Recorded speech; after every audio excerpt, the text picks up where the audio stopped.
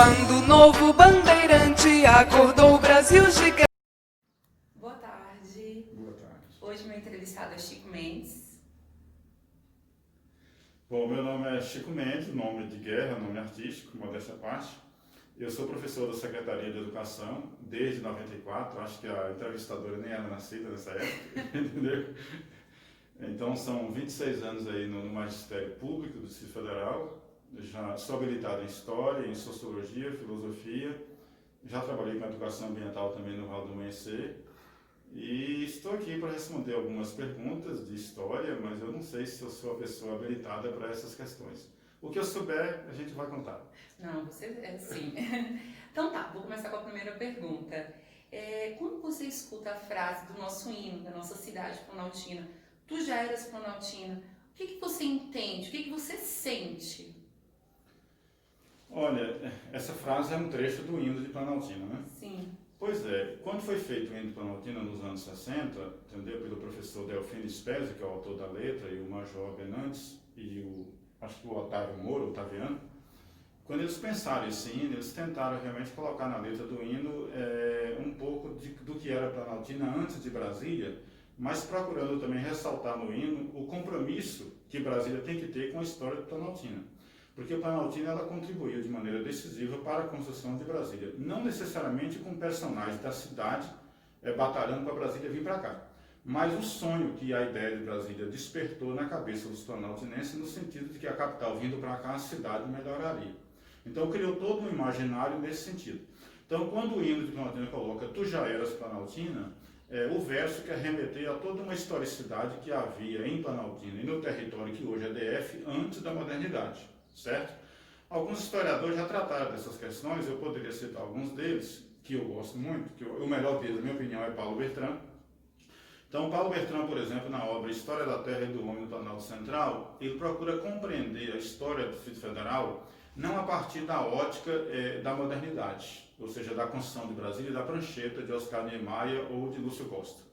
Paulo Bertrand ele fez um levantamento primário de maneira significativa sobre todas as sesmarias, registros de fazendas, documentação antiga, roteiros de governadores e viajantes que passaram por aqui.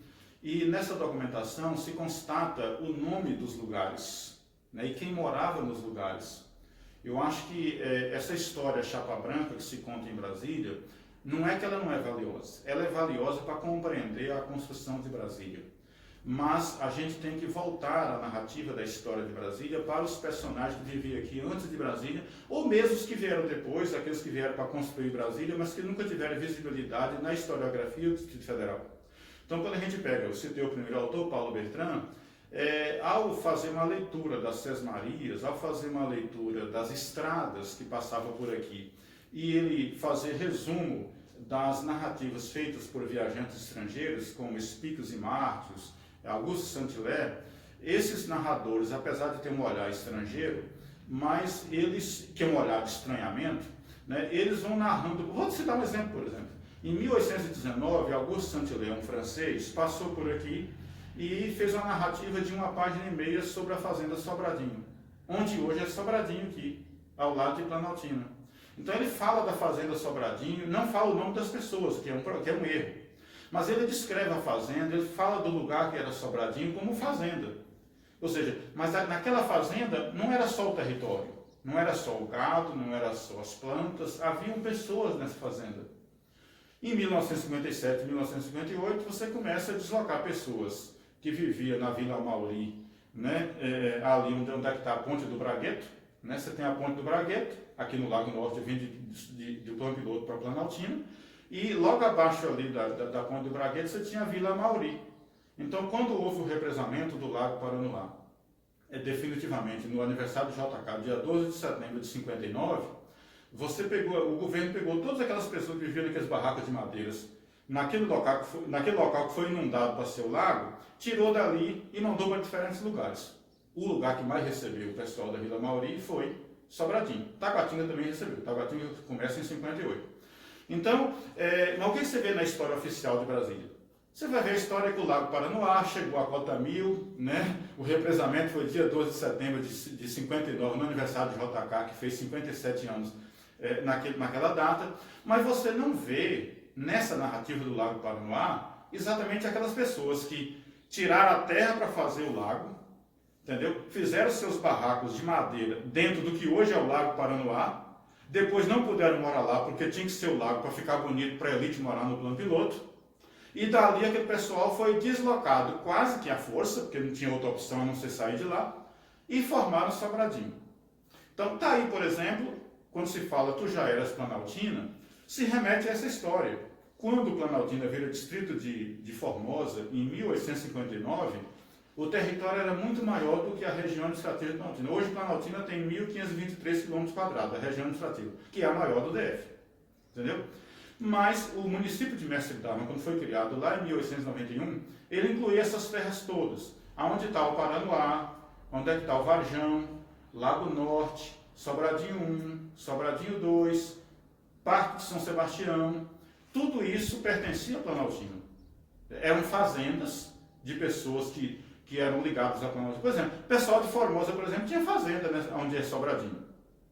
Entendeu? Nessa área indo para o Paraná, onde é que está o condomínio Taquari, entendeu? Ali tudo eram fazendas de pessoas de Planaltina.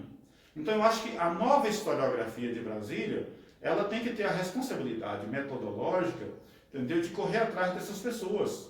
Quer dizer, quem é que vivia no condomínio Taquari quando era fazenda antes de 1960? Com certeza, muitos estão vivos aí velhinhos, ou se eles já morreram, mas têm os filhos. Entendeu? Brasília foi inaugurado em 1960, fez 60 anos agora esse ano. Você vai encontrar pessoas aí vivas, com 70 anos, com 75 anos, que viveram nessas fazendas. Essas pessoas estão aí. Por que a historiografia não vai atrás? Então eu acho que essa frase, Tu Já Eras Planaltina, ela traz uma reflexão profunda sobre a historicidade do Distrito Federal. Essa frase no hino Planaltina não só mostra que Planaltina já era um município, que tinha toda uma história, que tinha todo um imaginário político, cultural e ecológico, mas mostra que essas fazendas, essas comunidades rurais, que eram todas pertencentes à Planaltina, ou no caso do Lago Paranoá, para lá pertencia à Lusiânia, né, o distrito de Braslândia, criado em 1933 pela família Braz e o Cerqueiro Brandão, que vieram de Carmo do Paranaíba. É outra história. Você pega Braslândia, por exemplo, virou distrito de Lusiânia em 1933. Aí, quando Brasília é inaugurado em 1960, o território de Braslândia, que era a zona rural de Lusiânia, é incorporado ao território do DF. Se você pegar a história de Braslândia, por exemplo, o pessoal vai em Braslândia e não vê Braslândia como uma comunidade tradicional, antiga, que existia antes de Brasília. Então, a família Cerqueira e a família Braz são famílias mineiras. Elas vieram de Carmo do Paranaíba, que está na região de, vou falar Patos de Minas, que é a cidade maior, mais conhecida. Tá? Mas Carmo do Paranaíba está ali perto de Patos de Minas, de Presidente Olegário, está naquela área que é a cabeceira do rio Paranaíba, que vai se juntar com as águas que saem de Planaltina do Bartolomeu para formar o rio Paraná, que vai desaguar na bacia Platina lá para lá do Uruguai. Então veja como é que as coisas se encontram. Então essas narrativas elas não aparecem na história. Então eu acho que esse é o momento da UNB e das instituições de pesquisa do Distrito Federal, entendeu? Compreender a historicidade de Brasília, não só com um olhar técnico-burocrata, entendeu? Seja de Oscar Niemeyer, seja de JK, seja de Lúcio Costa, de outras narrativas de elite. Não é que eu seja contra elas. A visão delas é uma compreensão da história, entendeu? Mas a visão da comunidade, a visão do nativo, do morador nativo, daquele que chegou aqui antes de Brasília, daquele que veio morar aqui depois de Brasília, mas construiu o seu olhar sobre o território, e é um olhar de operário, é o olhar de imigrante nordestino, é o olhar de imigrante mineiro ou goiano. Esse olhar é totalmente diferente do olhar, por exemplo, do funcionário público, que saiu do Rio de Janeiro, capital do Brasil, e veio, por causa do emprego, para trabalhar no plano piloto e formar, por exemplo, as primeiras quadras de servidor público no plano piloto, a 107, 108 Sul, que são quadros construídos por aqueles institutos de aposentadoria, IAPI, IAPC, IA não sei o quê. Quer dizer, criou vários prédios no plano piloto, na 107 Sul, para poder abrigar os primeiros funcionários federais que vieram para o Brasil. É claro que eles têm a narrativa deles. Se a gente for no Cruzeiro, por exemplo, a gente vai encontrar os funcionários públicos do Rio de Janeiro cariocas, que vieram para trabalhar como funcionário público em Brasília, federal, funcionário público federal, e que foram morar no Cruzeiro, que trouxeram do Rio de Janeiro a tradição deles. A ARUC, a escola de samba, é um exemplo de uma tradição que foi transplantada do Rio de Janeiro, capital do Brasil, para Brasília, a nova capital. Então, essas narrativas são importantes. Quando eu falo dessas narrativas subterrâneas, eu não estou falando só de Planaltina. Quer dizer, o servidor público federal que veio do Rio de Janeiro para morar no Cruzeiro, ele trouxe o seu imaginário político carioca. Esse imaginário é tão importante no Cruzeiro, para o Distrito Federal, quanto o imaginário político que se criou em torno do plano piloto. Então, por exemplo, em 87, quando o governador José Aparecido de Oliveira prepara a documentação para poder justificar a necessidade de transformar Brasília em patrimônio cultural da humanidade, se você consultar a documentação que o GDF encaminhou para a Unesco, para Brasília ser patrimônio cultural da humanidade, você vai encontrar lá duas informações perdidas na documentação, que é falar que Planaltina já existia e que Brasília já existia e que eram sítios históricos antigos de Goiás e que justificava naquele momento a necessidade de transformar Brasília em patrimônio cultural da humanidade, não só pela arquitetura grandiosa de Niemeyer, mas porque onde Brasília foi assentada já era um lugar de pertencimento. Ou seja, se Brasília e Planaltina foram importantes para o GDF mandar uma documentação para a Unesco e transformar Brasília em patrimônio cultural da humanidade, por que no discurso do GDF, no discurso historiográfico, no discurso acadêmico, essas comunidades também não são importantes? Elas são invisíveis. Elas são invisíveis. Contra a hegemonia. Então, a gente precisa construir uma narrativa historiográfica contra-hegemônica. As falas das pessoas, elas são falas de uma memória subterrânea. Essa memória subterrânea, a gente tem que trazer a superfície do solo historiográfico para as pessoas entenderem que a história não se faz só com esse olhar de cima para baixo. Esse olhar vertical, entendeu? Do historiador, que tem todo um arcabouço teórico para poder chegar no território e se apropriar dele através da escrita. O morador local, que não tem o aparato teórico da historiografia, mas ele tem a alma, a vivência, a memória, o sentimento do território. E é isso que faz a história não só ser emocionante, mas faz da historicidade o compromisso permanente da ligação da história com a identidade, da identidade com o território e a cultura que se constrói e que molda a visão do homem sobre o território. E essa identidade, ela existia e é pré-existente à construção de Brasília. Então eu acho que o hino de Planaltina é uma leitura emblemática, não só da Planaltina anterior à construção de Brasília, mas da Braslândia também, das 50 e tantas fazendas que existiam no território do Distrito Federal antes de Brasília ser construída. Chico, já estou me sentindo até íntima. Qual é a sua opinião sobre o ensino de história de Planaltina e no ensino do DF?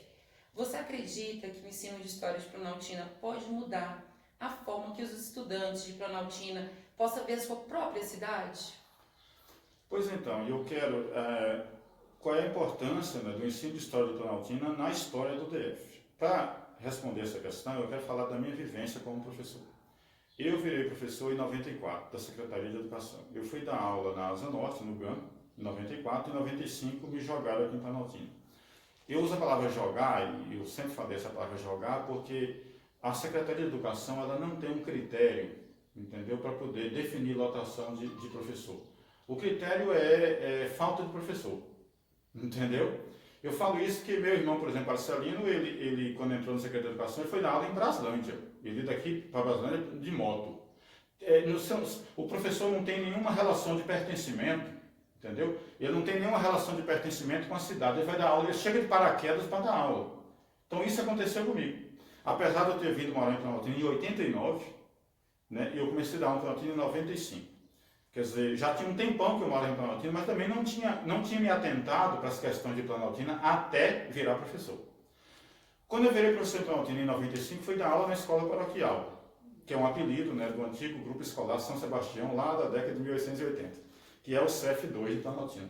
Então, quando eu cheguei na paroquial para dar aula em 95, na quinta série, que hoje é o 6º ano, aí chegou na Universidade da Cidade, tinha aquele desfile que tem até hoje, aquele tanto de escola, assim, com aquele jeito meio alienante mesmo, de juntar aquele tanto de escola, aquele tanto de aluno que não sabe nem o que está fazendo, coloca na Avenida Independência, a gente faz um desfile com aquele tanto de coreografia, mas a maioria das pessoas não tem noção nem exatamente do que está fazendo no desfile de Planaltina, que essa é a verdade. Né? A gente faz aquele desfile, passa em frente à administração regional, entendeu? Aquele tanto de carro, de ornamentação. Os professores passam um tempão construindo material. Os professores passam um tempo construindo material, mas a maioria das escolas não trabalhou aquilo efetivamente no dia a dia do aluno. Então, em 95, eu passei por esse vexame. Chegou no aniversário da cidade em 95, eu falei, o que eu vou trabalhar com meus alunos sobre Planaltina? Peguei minhas criancinhas lá de 9, 10, 11 anos, de quinta série, saí com eles a pé e fui para o museu. Cheguei no museu, não achei nada de Planaltina, só o casarão antigo da década de 1890, construído por Afonso Coelho Silva Campos. Mais nada. É a história que me contava. Esse prédio aqui recebeu a Missão Cruz, esse prédio aqui foi construído por Afonso Coelho da Silva Campos, vendeu para o coronel Salviano Monteiro Guimarães. Nada conta essa história, mas é uma história de cima para baixo. Não tinha móveis para mostrar para os alunos, não tinha um ferro de passar roupa, não tinha um retrato velho de uma família, entendeu? Não tinha objetos que demonstrasse a relação de pertencimento entre o que meus alunos queriam ver e a Planaltina anterior a Brasília. Não consegui encontrar conexões entre a minha proposta pedagógica de ensinar o que era a Planaltina e o que estava no museu. No museu não tinha nada. Aí dali surgiu a ideia de fazer uma crônica. Eu peguei e fiz uma crônica chamada Confissão Autobiográfica de Planaltina, em 95, e eu trabalhava esse texto então em sala de aula. Planaltina, no meu texto, Planaltina vira uma mulher, e ela começa a contar a história dela, como é que ela surgiu, a partir do olhar feminino, e começa a contar a história de cada bairro como se fosse filho dela. E ela vai descrevendo o bairro. Se o bairro, igual a estância onde eu moro aqui, na época tinha muita poeira, eu falava com o menininho, a filhinha dela estava ofegante, com muita poeira, passando por muito sofrimento. E aí esse texto era trabalhado em sala de aula, e depois que trabalhava o texto, os alunos escreviam um texto, que era uma espécie de releitura do que eu tinha feito. Entendeu? A gente transformava isso em peça teatral. Aqui, por exemplo, tem uma poesia minha chamada Palavras de Mestre Dharma. Mestre Dharma é um mito fundador de Planaltina, é uma lenda que se conta que um consertador de armas se instalou aqui por volta de 1780, 1790, como aqui passava uma estrada real, ele então se estabeleceu aqui e virou um elo de conexão entre as pessoas que por aqui passavam. Então, nesse poema Palavras de Mestre Dharma, eu transformava esse texto num jogral, entendeu? Eu tinha geralmente 5, 6 turmas, formavam grupos, em cada grupo tinha alunos de diferentes turmas, a gente treinava esses alunos no jogral e depois apresentava ou no auditório da escola ou no aniversário da cidade. Fiz isso em toda a década de 90, até quando eu saí do ensino fundamental e fui para o ensino médio. Então eu trabalhava isso em sala de aula, uma metodologia de contar a história do Planaltina a partir de uma narrativa, de uma crônica, e de visita ao setor, pegar os alunos, visitava o setor tradicional, tentava explicar o que era a igrejinha, o que era a praça do museu, entendeu? E a partir daí, então, os alunos produziam um texto e depois a gente transformava isso numa apresentação, tá? É a partir daí que eu acho que tem que entender o ensino da história do Planaltina. Então, se você pegar um livro didático, por exemplo, do Ensino Fundamental 1, como os que eu já li e conheço, entendeu? Eles tratam a história do DF a partir de uma demarcação metodológica muito errada. Então, hoje, por exemplo, tem 33 regiões administrativas. O que o autor do livro didático do Ensino Fundamental 1 sobre Brasília faz? Pega cada região administrativa, entendeu? Faz um resuminho sobre o passado da região administrativa, pega a lei que criou a região... É isso que está escrito. Pega a lei que criou a região administrativa e coloca lá, entendeu? Depois fala um pouco da região administrativa, depois que ela foi criada, algumas realizações, e acaba aí. Você não consegue encontrar no livro didático de Ensino Fundamental 1 uma narrativa, por exemplo, que mostre a preexistência do território do DF.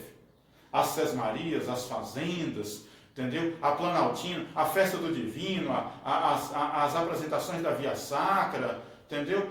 A Braslândia com seu casario antigo, entendeu? Antes de Brasília, o distrito de Braslândia antes de Brasília. Você não encontra isso porque é tudo feito num formato padronizado.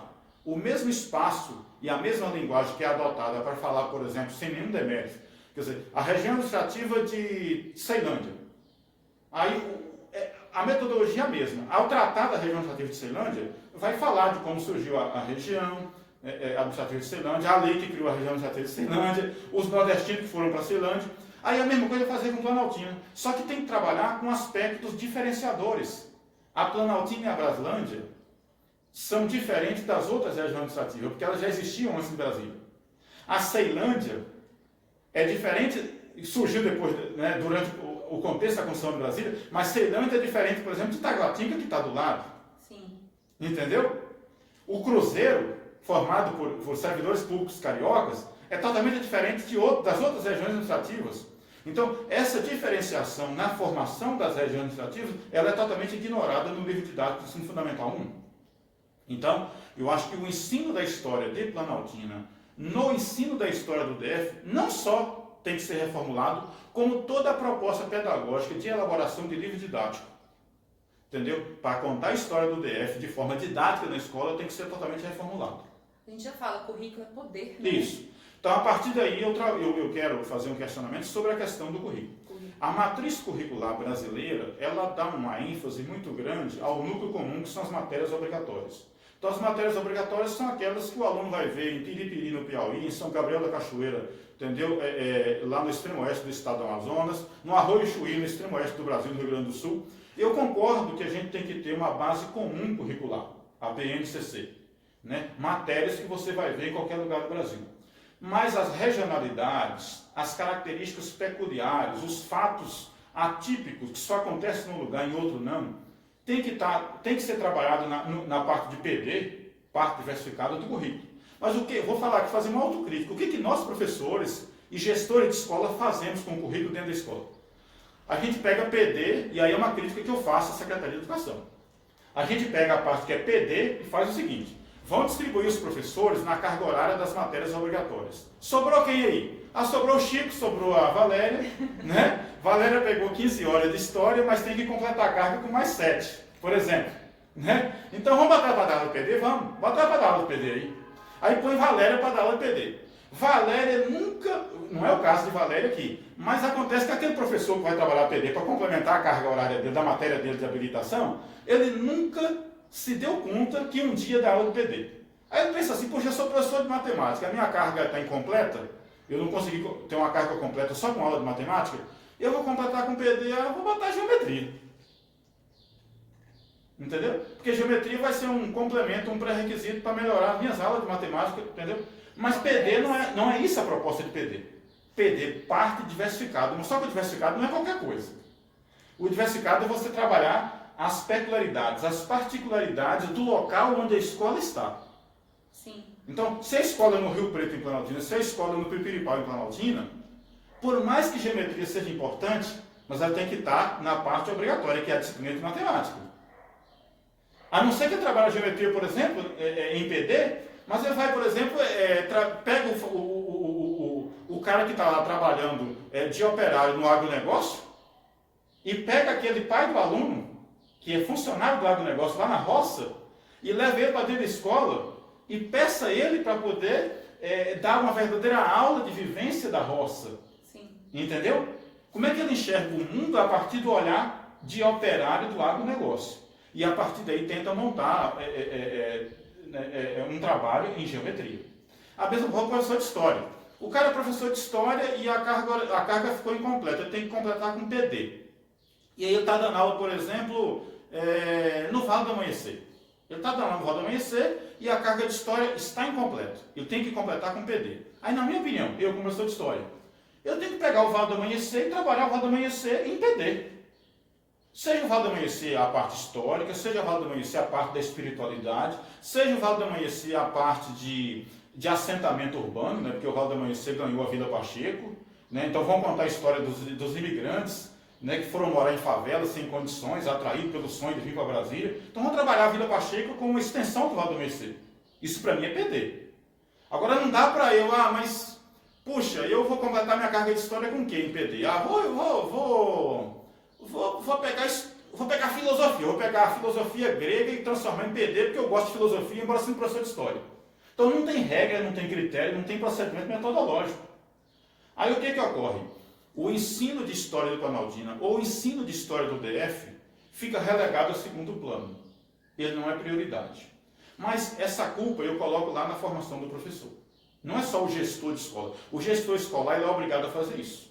Ele distribui a carga horária do professor. Aquele professor que não tem carga horária completa vai completar com PD. Então o problema não é do gestor escolar, o problema não é do professor que fica nessa situação. A matriz curricular, ela começa errada na universidade. Os cursos de licenciatura em qualquer disciplina, seja história, geografia, estou falando mais na área de ciências humanas, esse curso precisa, lá na formação do professor na universidade, colocar na cabeça desse futuro professor que ele tem que ter uma identificação com o território onde a escola dele está. Eu, por exemplo, quando eu fiz história no CEUB, que era CEUB, hoje é o CEUB, né, no currículo do curso de história do CEUB não tinha história da África. Eu era presidente do Centro Acadêmico de História. A gente foi atrás do José Flávio Sombra Saraiva, que eu não sei ainda se, acho que deve ter aposentado. O José Flávio Sombra Saraiva era o professor da UNB mais top 10 em História da África. Então a gente pegou e falou, olha, se tem PD na matriz curricular, aqui no curso de História do UniCeub vai ter que ter História da África. E aí colocamos então um curso, uma disciplina de História da África no curso de História do CEUB, que não tinha.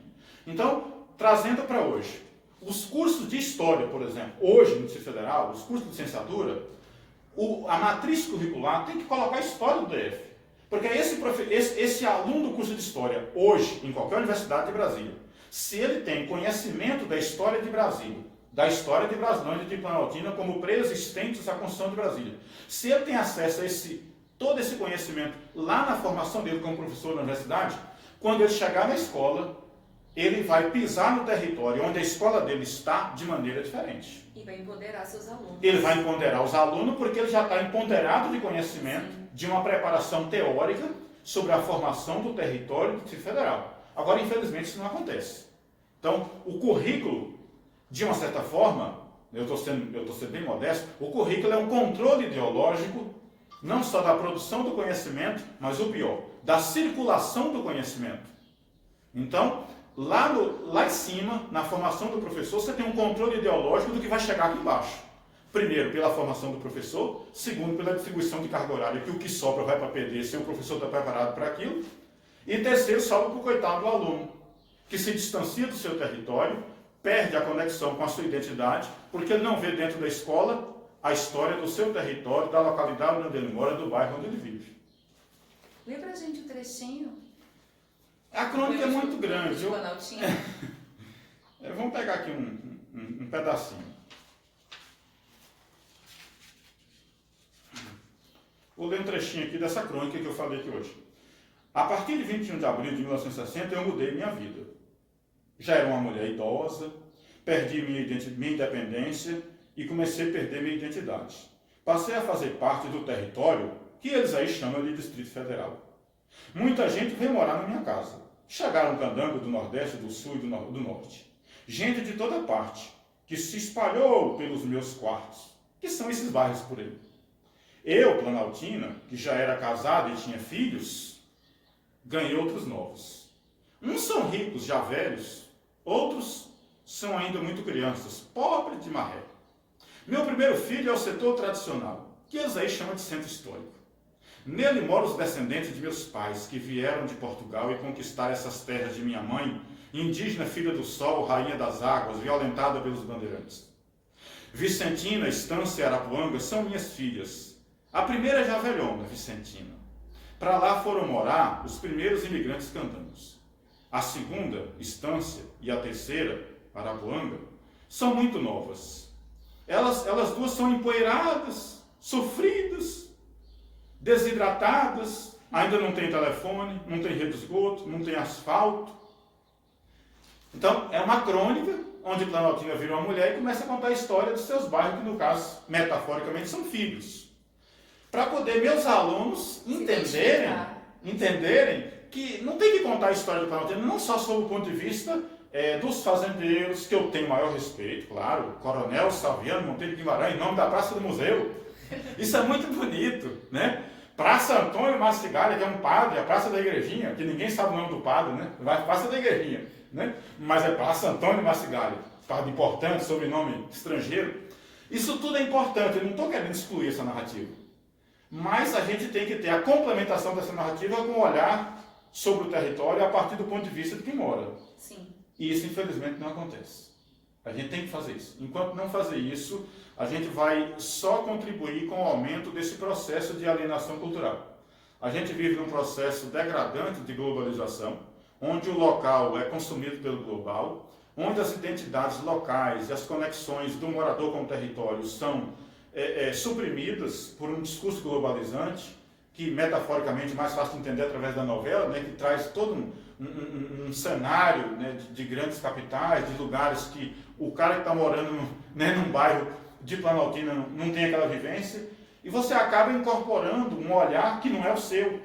Porque é o olhar que aparece nas redes sociais, que aparece na televisão aberta e que chega na casa de todo mundo, entre aspas, democraticamente, mas que, de maneira antropofágica, né, sai engolindo tudo que tem de local. Seja uma festa, seja a história de um bairro, seja um evento cultural, tudo isso desaparece, infelizmente. Bom, tudo que eu falei aqui hoje pode soar assim meio hipocrisia, porque eu fico querendo dar lições de como trabalhar a história a partir da narrativa local, mas eu não apresentei exemplo de como eu trabalhei isso na minha vida. Então agora, modéstia à parte, eu vou trazer alguns exemplos. Eu falei da crônica onde Planaltina aparece como uma mulher, que é desse livro aqui. Projeto Aluno Escritor Planaltina. Esse livro é publicado em 96. Eu tinha apenas 2 anos e pouco, estava dando aula, né? Estava assim igual a Valéria, cheio de gás para dar aula, entendeu? E aí, nesse livro aqui, não só tem essa crônica que eu trabalhei com os alunos, mas como foi um projeto, foi um concurso de redação e poesia aqui em Planaltina, que eu coordenei, então fazia parte da metodologia do projeto eu conversar com os professores que iam trabalhar essas narrativas nas suas escolas. Então, várias escolas de Planaltina participaram desse livro. Eu quero aqui comentar um texto, eu não vou ler porque é grande, o tempo está curto, Planaltina Feinha. Esse texto é de autoria do aluno Daniel Medeiros, um aluno de 9º ano do ensino fundamental, trabalhado no CIE, que hoje é o CF4, pela professora Lúcia Rezende. O texto é uma narrativa que começa o seguinte, começa falando desse olhar da elite sobre Planaltina. Fala Planaltina é feinha, porque ela é vista como feinha. Aí depois, no meio da poesia, eu começo a falar que Planaltina deixa de ser feia na medida que você entra dentro dela e começa a caminhar. Entendeu? Aí no final eu termino o texto dizendo, infelizmente esse olhar do caminhar na cidade não é percebido por quem continua chamando ela de feinha. Ou seja, faz uma reflexão de que o olhar de fora enxerga a cidade aparentemente. Quando você começa a fazer sua caminhada dentro do espaço da cidade, você vê uma série de belezas dentro dela. Mas aquele que tem um olhar de fora, ele vai terminar o texto assim, ele continua saindo dessa travessia chamando Planaltina de feinha. Mas ele, o aluno, vê ela como top models, eu falo bem assim. Então, Daniel Medeiros, um aluno de 9º ano. Então, tem outros textos também sobre Planaltina aqui, nessa mesma orientação. Foi feito pelos seus alunos. Nesse caso, esse texto não foi feito pelo meu aluno. O Daniel Medeiros foi aluno da professora Lúcia Rezende no CF4 em 96. Mas a professora, ela teve reuniões comigo antes de trabalhar o projeto em sala de aula. E a gente deu esse norte para trabalhar. Esse outro livro aqui, Hipocrene, Vozes e Vivências Escola e Comunidade, isso foi um projeto que eu trabalhei com o professor Aldinei, de língua portuguesa, e a professora Magna Lopes, também de língua portuguesa. Nós desenvolvemos esse projeto em 2014, no Centro de Ensino Médio 2 de Planaltina, conhecido aqui como Centro 2 de Planaltina. Qual é a visão desse projeto? O título do projeto era Cartas Trocadas nas Grades da Democracia. O objetivo do projeto era fazer com que os alunos do Centro 2 de Planaltina visitassem a unidade de internação da cidade, entrassem em contato com os menores em conflito com a lei e mandasse carta para eles. E recebesse desses menores da unidade de internação cartas falando desse olhar, desse encontro. O adolescente fora, livre, e o adolescente entre as grades da unidade de internação. Infelizmente, a Vara da Infância e da Juventude não permitiu que os nossos alunos do Centro 2 entrassem na unidade de internação. Mas as cartas do Centro 2 foram feitas, foram encaminhadas para a unidade de internação, foram discutidas pelos professores na unidade de internação, entendeu? Mas não houve resposta desses alunos por causa de um problema jurídico, tá? Mas foi uma proposta pedagógica de construir a narrativa a partir do olhar do aluno e não o olhar do professor. Essa aqui é a experiência mais recente, foi feita em 2018, mas só virou livro agora em 2020. Foi pago pelo IBRAM. Os alunos de 3 escolas de Planaltina entraram na unidade de conservação Águas Emendadas, conheceram a paisagem de Águas Emendadas. Eu dei aula sobre história de Águas Emendadas, sobre o ambiente de Águas Emendadas, eu e outras pessoas que nós trabalhamos juntos. E aí os alunos, então, transformaram o seu olhar sobre Águas Emendadas em textos ou desenhos. Aqui, ó, por exemplo, então tem desenhos dos alunos de Planaltina sobre Águas Emendadas e tem redações dos alunos de Planaltina sobre águas emendadas.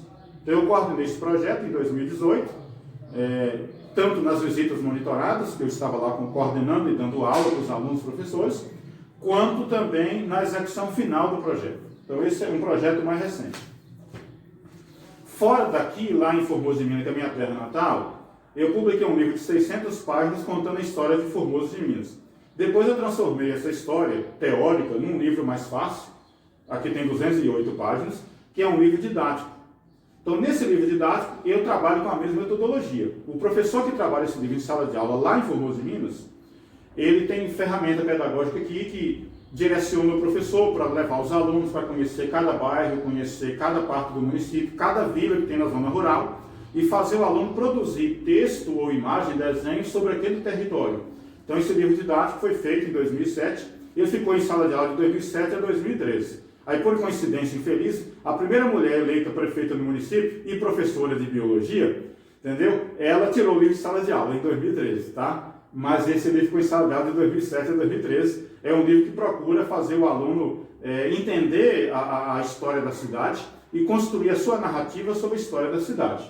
Eu falo a cidade como um todo, a cidade e a zona rural. Sobre Planaltina, eu ainda não enfrentei esse desafio de escrever um livro didático sobre a história da cidade. Acho que não dou conta que tem outros historiadores. Mas, junto com o professor Robson Deltec, que também foi entrevistado pela Valéria, nós organizamos essa coletânea, que tem 8 autores, inclusive 2 professores aqui da UNB de Planaltina, o Irineu e a professora Regina. E aqui a gente faz uma recuperação da história de Planaltina antes de Brasília, para mostrar essa preexistência. Não adianta ficar querendo entender Planaltina a partir da inauguração de Brasília. Existem as duas Planaltinas, essa, né, a partir da construção de Brasília, e a Planaltina anterior. Então, nesse livro, o objeto de estudo dele foi compreender a Planaltina que existia antes da construção de Brasília. Apesar de ser um texto teórico, mas é uma linguagem de fácil acesso, acho que os professores de Planaltina podem trabalhar isso aqui. Modéstia à parte, a gente fez 1000 livros e a edição esgotada. Tá? Realmente o pessoal gostou demais do livro e a gente não tem mais livro para comercializar. Tem a reserva técnica, mas não tem livro para vender. E esse projeto aqui, a gente, agora um comercialzinho, a gente deu entrada no FAC agora em junho, o Fundo de Apoio à Cultura da Secretaria de Cultura, nos bastidores de Brasília, histórias que a história não conta. Se caso o GDF aprovar o projeto, a gente vai implantar esse projeto em 3 escolas. Escola aqui no Pipiripau 2, na zona rural de Planaltina, uma escola da Fercal e uma escola de Sobradinho 2.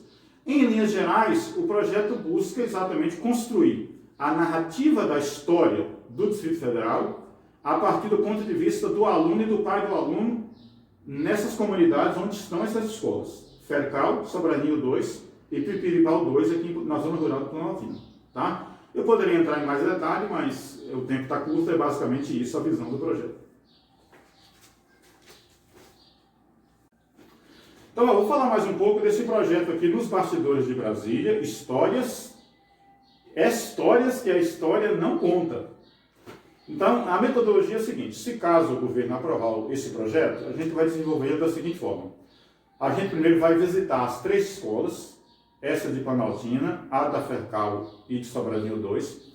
Vamos dar uma palestra para os professores, explicar a metodologia do projeto, contar um pouco da história do Distrito Federal e dessas localidades, Planaltina, Fercal e Sobradinho, como é que essas 3 cidades surgiram. E aí o professor, então, vai estar municiado do arcabouço teórico. Ele vai ter acesso às informações históricas que eu vou disponibilizar para eles.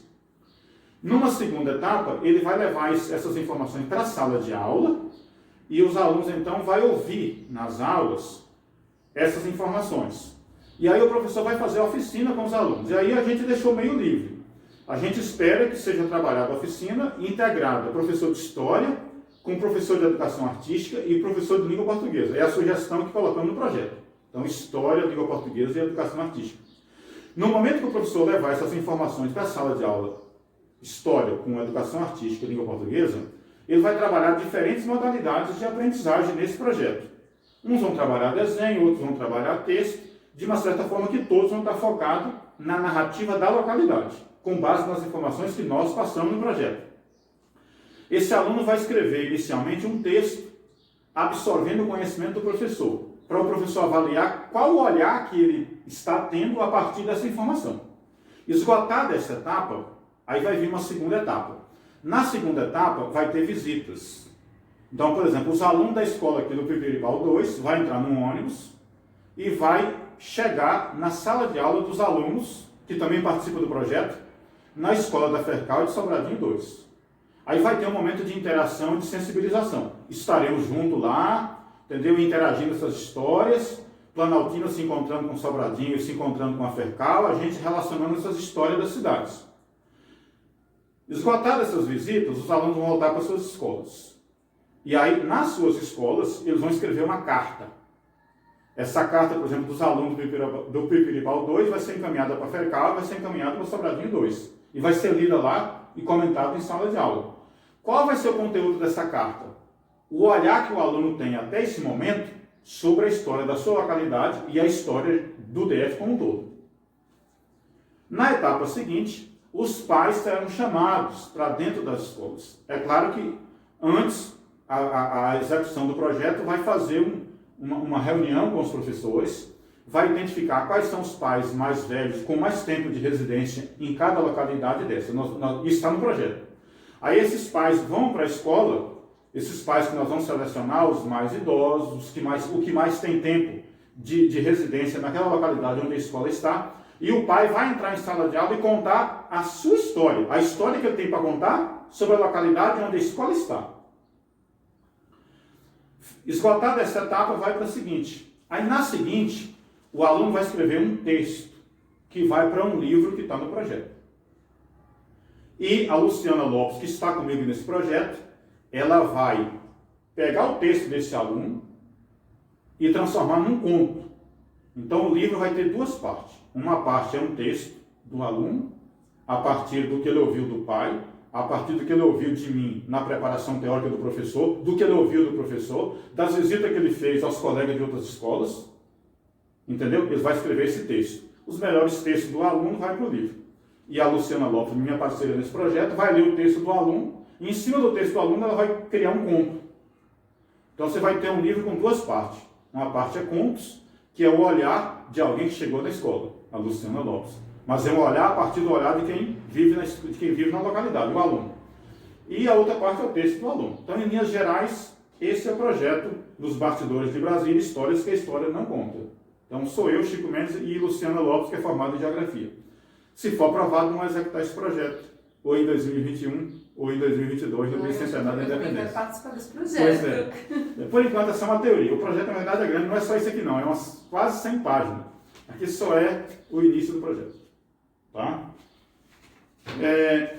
Fazer mais um comercialzinho. Na minha dissertação de mestrado, na UNB, eu falei sobre memória coletiva de moradores do Parque Nacional Grande Sertão Veredas, na fronteira entre Minas, Bahia e Goiás, a mais ou menos 310 quilômetros daqui de Planaltina.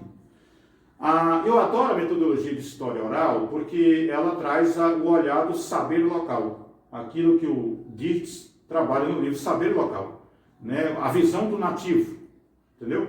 E o Parque Nacional Grande Sertão Veredas tem 230 mil hectares. Metade do parque, ou seja, 130 mil hectares, pertencia ao meu bisavô, Rafael Mendes Queiroz. Nem ele, que morreu na década de 1910, e nem os descendentes ganhou um centavo com indenização. Virou unidade de conservação, eu agradeço, porque virou tudo mato, né? Está lá debaixo dos pés de árvore, lá várias sepulturas, cemitérios, né, dos meus antepassados. Né? Ninguém vai meter o trator para transformar em agronegócio, pelo menos nessa vantagem. Né? Mas aí, na minha dissertação de mestrado, eu entrevistei 18 pessoas. Todos são meus parentes, entre 50 e 96 anos. E eles trazem exatamente essa narrativa. Eu até brincava com Valéria quando chegou aqui na minha casa, que se você visitar a floresta amazônica, você vê todas as árvores do mesmo jeito. Mas se você perguntar ao índio, ele vai dizer que cada árvore daquela é diferente.